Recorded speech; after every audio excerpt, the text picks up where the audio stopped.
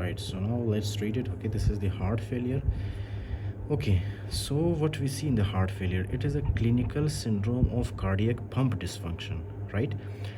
That will lead to congestion and low perfusion, right? We see congestion and the low perfusion. Fine okay फिर उसके बाद symptoms में आपको क्या मिलते हैं, include dyspnoea, right, orthopnoea, fatigue. Signs include S3 heart sound, rails, jugular venous distension and pitting edema, right? Okay, do you remember मैंने आपको बताया था कि generalized edema होता है, right? Generalized edema, ये edema कौन सा होता है? What type of edema is this? This is the pitting edema, right? Pitting edema. Now what is the concept of the pitting edema? शायद आपको पता होगा. Listen very carefully. For example, ये है patient की टांगे, right? Okay, fine. This is the टांगे of the patient. Okay अच्छा, तब क्या है कि ये जो पेशेंट है ना, इसको क्या हुआ है, लोअर लिम्ब में एडेमा हुआ है. ओके, लोअर लिम्ब में इसको क्या हुआ है, पेशेंट को एडेमा, राइट. अब एज अ डॉक्टर जब आप इस पेशेंट को एसेस करते हो ना, आप क्या करते हो, आप ये जो पेशेंट की टांगे, फाइन, फॉर एग्जांपल ये वाला एरिया टिबिया फिब्यूला वाला, इस पे आप क्या करते हो, इस पे आप इस तरह से प्रेशर अप्लाई करते हो, राइट. जब आप प्रेशर अप्लाई करते हो ना, तो वो वाला एरिया जहाँ पे आपने प्रेशर अप्लाई किया है, फाइन, इस तरह से जहाँ पे आपने प्रेशर अप्लाई किया, वो वाला एरिया वहाँ पे फॉर फ्यू सेकेंड्स वहाँ पे क्या रहता है, इस तरह से डिप्रेशन रहता है. ओके फाइन, इस तरह से डिप्रेशन रहता है. Okay, that is called is your pitting oedema. अगर आपने प्रेस किया, ओके, और अपना हाथ हटाया और वहाँ पे कोई डिप्रेशन नहीं बना, सो दैट बेसिकली मीन्स कि वो क्या है, वो नॉन बीटिंग एडेमा है. ओके, अगर आपको समझ नहीं आया, you can see the picture in the Google and in the YouTube also, you can search the video. Fine. अच्छा, तो ये है आपके पास क्या चीज़, पिटिंग एडेमा. फाइन. उसके अलावा signs include S3 heart sound. I will tell you कि S3 heart sound कहाँ पे मिलता है. These mostly you will find in the hypertrophy. Okay, myocardial hypertrophy, उसमें आपको मिलता है ये. When the left atrium will start pushing the blood against the stiff ventricles. Okay, so you will see S3 heart sound. Okay, तो इसमें क्या है कि एक तो आपके पास है सिस्टोलिक डिस्फंक्शन, उसके बाद है डायस्टोलिक डिस्फंक्शन, राइट. अब सिस्टोलिक डिस्फंक्शन में आपको मिलता क्या है, heart failure with reduced ejection fraction. Now this is very obvious. Systolic dysfunction का मतलब ये है ना कि ये जो आपके पास हार्ट है, ये सही से ब्लड को पुश नहीं कर पाता into the aorta. Fine, into the aorta. जाहिर सी बात है, जब हार्ट इस ब्लड को एओर्टा के अंदर पुश नहीं कर पाएगा, so that will lead to systolic dysfunction. Okay, क्योंकि सिस्टोलिक के दौरान ही ब्लड को ये हार्ट पुश करता है इनटू द एओर्टा. फाइन, अगर ये पुश नहीं कर पाया, so that is called as the systolic dysfunction. Okay, systolic dysfunction, right, systolic dysfunction. Okay, now listen, heart failure with reduced ejection fraction. अब जाहिर सी बात है, फॉर एग्जांपल ये हमारे पास है लेफ़्ट हार्ट, ये नॉर्मली क्या करता है, इसका एजेक्शन फ्रैक्शन कितना है, इसका एजेक्शन फ्रैक्शन आउट ऑफ 100% कितना है, 75%. Okay fine, 75%. इसका मतलब ये है ना कि आउट ऑफ 100% ब्लड जो यहाँ पे प्रेजेंट होता है हमारे लेफ्ट वेंट्रिकल में, ये कितने ब्लड को एओर्टा के अंदर पुश करता है, 75% को. फाइन, लेकिन जब इसको सिस्टोलिक डिस्फंक्शन होगा, जब ये सही से पुश नहीं कर पाता, जब ये सही से सिस्टोली परफॉर्म नहीं कर पाता, कॉन्ट्रैक्ट नहीं कर पाता सही से, तो जाहिर सी बात है ये 75% ब्लड को पुश नहीं करेगा into the aorta, right. That may be for example 50% blood को शायद ये पुश करे, या 49% ब्लड को ये पुश करे from the left ventricle into the aorta, right. तो इसका मतलब क्या है कि ये जो आपके पास एजेक्शन फ्रैक्शन है ना, एजेक्शन फ्रैक्शन, ये एजेक्शन फ्रैक्शन क्या हुआ है, कम हुआ है. क्यों कम हुआ है, क्योंकि सिस्टोलिक डिस्फंक्शन हुआ है. सिंपल, हार्ट सही से कॉन्ट्रैक्ट नहीं करा. हार्ट क्यों नहीं करा कॉन्ट्रैक्ट, क्योंकि लेफ्ट वेंट्रिकुलर फेलियर है. सिंपल. ओके, वेरी इजी यार. उसके बाद है increase and diastolic volume, right. इसका मतलब क्या है, एंड डायस्टोलिक वॉल्यूम का मतलब ये है ना कि the blood which is present, okay, at the end of the diastole and at the beginning of the systole, that is called is the end diastolic volume. Preload भी कहते हैं उसको.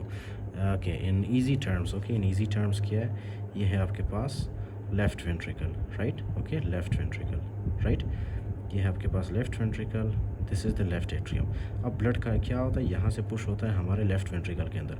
So the amount of the blood which is present in the left ventricle, that is called is the end diastolic volume. Okay, and diastolic volume. Atrium ने completely, atrium contract करता है और जितना भी ब्लड होता है एट्रिया के अंदर क्या करता है, एट्रिया पुश करता है into the ventricle. Okay, so the amount of the blood which is present at the end of the diastole in the left ventricle, that is called as the end diastolic volume. Simple. Okay fine. तो इसमें क्या होता है, and diastolic volume increase होता है and reduced contractility often secondary to ischaemia और myocardial infarction और dilated cardiomyopathy. ये जो dilated cardiomyopathy I explained in very detail okay in the previous lecture, so you can check those lectures and these will be clear for you. So that is a kind of the systolic dysfunction. Next है आपके पास diastolic dysfunction. इसमें क्या होता है? Heart failure with preserved ejection fraction, right? इसमें ejection fraction क्या होता है? इसमें ejection fraction आपका preserved रहता है, okay? Fine. Normal end diastolic volume, reduced compliance, increase end diastolic pressure, often secondary to myocardial hypertrophy. ये जो आपके पास है ना cardio, for example myocardial hypertrophy, I explained these in very detail, okay? You can check in the previous lectures. तो ये क्या होता है? एक diastolic dysfunction होता है, okay? Fine. That basically means कि ये जो आपके पास है ना हार्ट, ये ड्यूरिंग द डायस्टली सही से रिलैक्स नहीं करता. आपको पता है ना ड्यूरिंग द डायस्टली ये लेफ्ट वेंट्रिकल रिलैक्स करता है इस तरह से, ये ओपन होता है ताकि लेफ्ट एट्रिया से ये ओपन होता है, ओके फाइन, इस तरह से ड्यूरिंग द डायस्टली ताकि लेफ्ट एट्रिया के अंदर या मतलब एट्रिया के अंदर जितना भी ब्लड होता है वो हमारे वेंट्रिकल्स के अंदर आ सके, left and right ventricle, okay. So during the diastole क्या होता है? ये वेंट्रिकल्स डायलेट होते हैं, राइट. तो डायस्टोलिक डिस्फंक्शन का मतलब ये है कि जब ये हमारे पास जो वेंट्रिकल्स है ये सही से डायलेट ना हो, so that is called is the diastolic dysfunction. Heart failure with preserved ejection fraction, okay. Normal end diastolic volume, reduced compliance and increase end diastolic pressure, often secondary to myocardial hypertrophy. Right heart failure mostly results from left heart failure. Okay, अगर आपसे कोई पूछे what is the most common cause of the for example right heart failure, so you have to tell them the most common cause of right heart failure is left heart failure. जैसे ही left heart fail होता है so left heart क्या करता है? After few weeks या after few days वो right heart को भी फेल करता है. Fine. Cor pulmonale often refers to isolated right heart failure due to pulmonary cause, okay. अब कोर पल्मोनले क्या है? कोर पल्मोनले का मतलब ये है ना, कोर पल्मोनले हम लोग राइट हार्ट फेलियर को कहते हैं, okay. Cor pulmonale, okay, cor pulmonale. Cor pulmonale का दूसरा नाम है राइट हार्ट फेलियर. और ये राइट हार्ट फेलियर किस वजह से होता है? Due to pulmonary cause. Fine. आपके पल्मोनरी सिस्टम में फॉर एग्जांपल कोई मसला हुआ है, ओके, लेकिन आपका लेफ्ट हार्ट बिल्कुल सही है, बिल्कुल perfectly it is working, right. लेकिन आपके पल्मोनरी सिस्टम में कोई मसला है, ओके. पल्मोनरी सिस्टम में मसला होने की वजह से ये ब्लड को पुश करता है बैकवर्ड, और as a result at the end क्या होगा?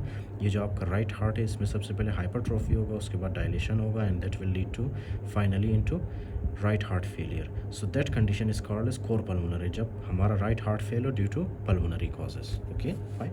वी विल स्टडी दिस कि ये फॉर एग्जांपल कौन से पल्मोनरी कॉजेज हैं जिसकी वजह से कोर पल्मोनरी या राइट हार्ट फेलियर होता है. Fine. We will discuss this in the respiratory system in very detail. अच्छा, तो कहाँ पे थे हम लोग? यस, पल्मोनरी कॉजेज़ की वजह से. फिर उसके बाद कुछ ड्रग्स है जैसे ace inhibitors, angiotensin receptor blockers, okay, angiotensin receptor, neprilysin inhibitors, beta blockers except in acute decompensated heart failure, and endosтерone receptor antagonists, reduce mortality, heart failure, reduced ejection fraction. Loop and thiazide diuretics are used mainly for symptomatic relief. अगर patient के अंदर symptomatic relief आप लाना चाहते हो, so you have to give them thiazide diuretics, okay, fine, thiazide diuretics. Hydralazine with nitrate therapy and sodium glucose transporter 2 inhibitors improve both symptoms and mortality in selected patients, right. फिर इसके बाद ये है आपके पास लेफ्ट हार्ट फेलियर अगेन. इसमें क्या है? Orthopnoea, okay, I will discuss this in the next video.